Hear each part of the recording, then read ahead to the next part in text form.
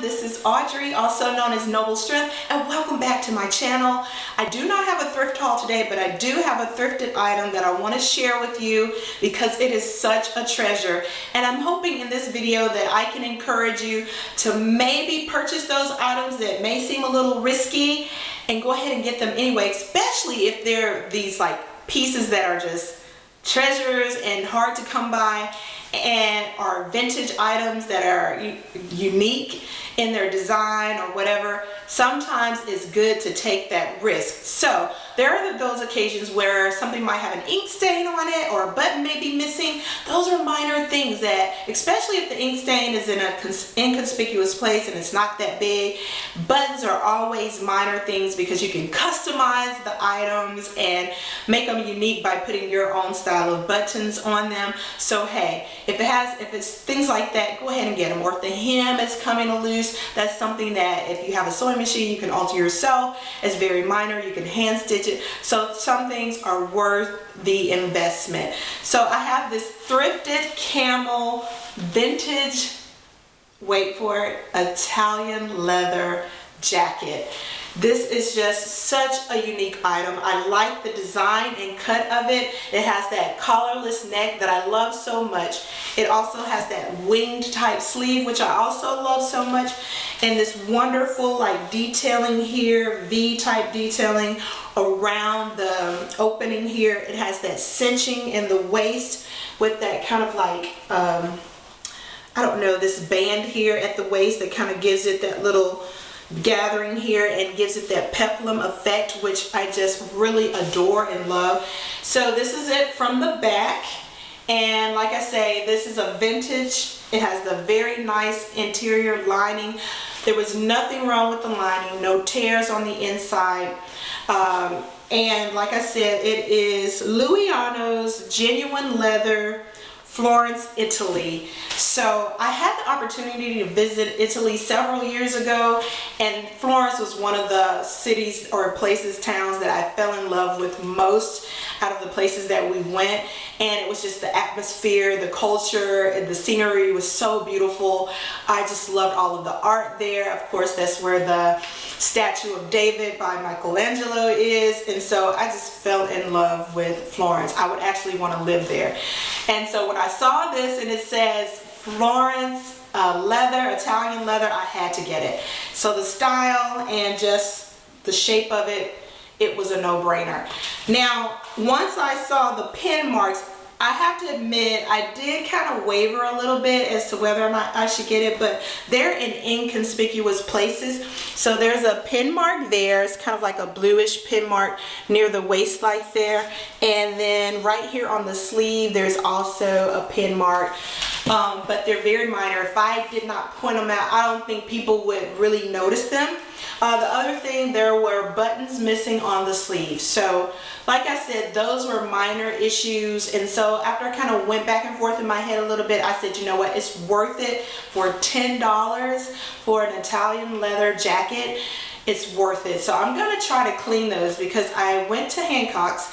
I bought some really nice buttons to sew on the sleeve, and then I asked one of the workers there what I could possibly use to remove the pin stains, and she recommended Grandma's stain remover. So I'm going to try that and see if it works. I think it's worth the shot. If it doesn't come out, I'm still going to wear it because, like I say, the ink stains are not that noticeable, and once I sew the buttons on, it's just a perfect fit. So just so you can see what it looks like before I put the buttons on, it looks like this, and I'll zip it up so you can see that as well. And like I said, everything else on it was just really a work. So here is the belt. Doesn't have pockets. It would be so cool if it did have pockets. But that's it from the front and then from the back. And I just love, you could actually belt this and put a belt around it, something with a really nice, maybe buckle, eye-catching buckle, and wear it with a nice skirt. There's so many different ways you could wear this and style this. So I will show you how I styled it in the end, but come with me and let's see if this grandma stuff is gonna work. So be back So in just I did a few. testing of Grandma's. So this is Grandma's. This is the stain remover, and it says it's good for ink and so many other different stains. So I did a testing just for ColorFast. Testing on the sleeve where I'm going to sew the button. I thought that would be a great and conspicuous spot to show, and there was a little bit of dye removal on it. I don't know if you noticed the black. There is not black, I'm sorry, a darker stain next to where the button's gonna go. So it did kind of remove a little bit of the dye on the leather. So I don't know if I should go any further and try to do it on the other ink stains. I did test just a small portion on the ink stain that was near the waist, because I thought that was the more inconspicuous spot, and it did begin removing a little bit of the staining, but a little bit of discoloration. There's a little bit of lightening of the leather there, if you can see that. So I don't think I'm going to go any further, and like I said, it did take out some of the ink, because you can see the blue ink or the greenish ink on there, but it also removed some of the dye. So that's why I said I don't think I'm going to go any further with the stain removal. So I'm just going to go ahead with the next step, which is sewing on the buttons of this jacket.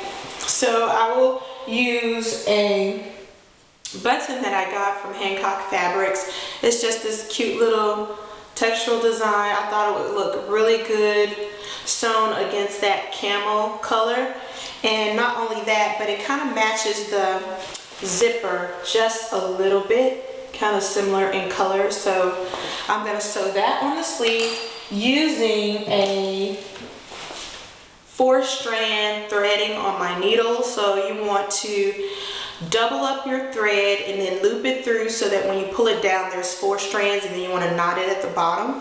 So I'm going to use that to sew on my button, and then as a backing, I'm going to use the smaller tan button, so if the button ever pulls or snags on something, it'll be less likely to damage the button that is sewn on. So I'm going to go ahead and do that, and then I'm probably going to condition and clean the leather with this leather lotion. Now I did a testing on that, and it does do a really good job on the leather. It's for all colors. It cleans, conditions, and nourishes.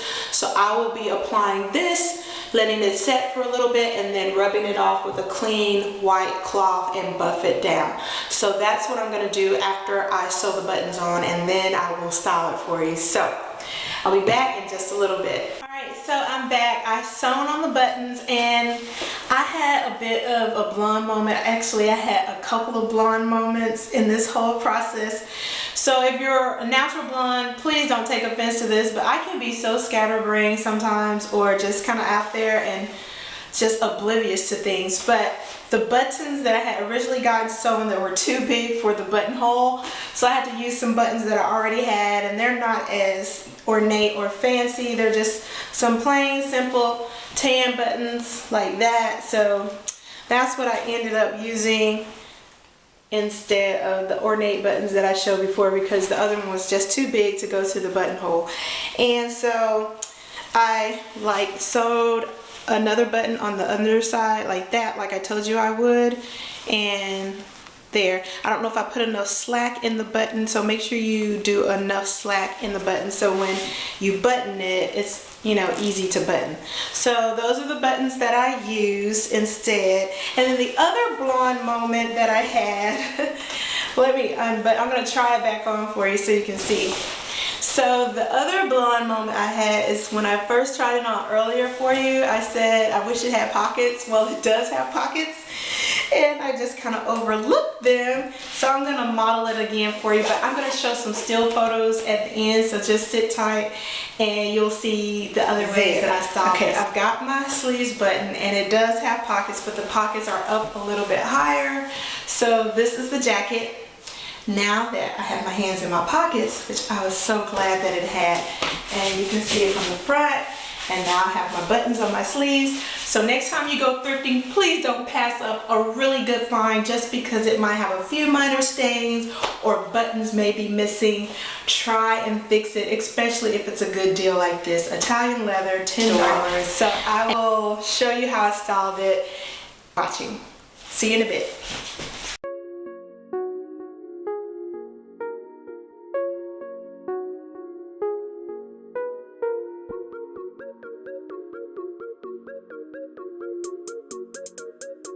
Oh, my favorite.